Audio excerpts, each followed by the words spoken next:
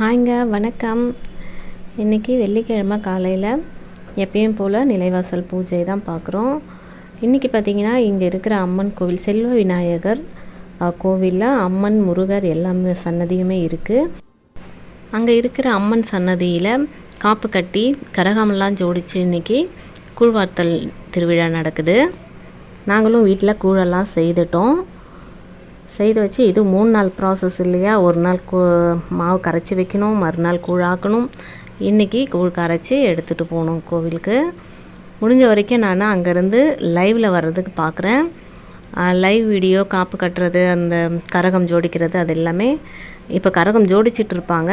கரகம் எடுக்கிறப்போ முடிஞ்ச வரைக்கும் லைவ்லேயோ இல்லை வீடியோவையோ எடுத்து போடுறேன். எல்லோரும் பாருங்கள். உங்கள் எல்லாருக்காகவும் நான் அம்மன்கிட்ட வேண்டிக்கிறேன்.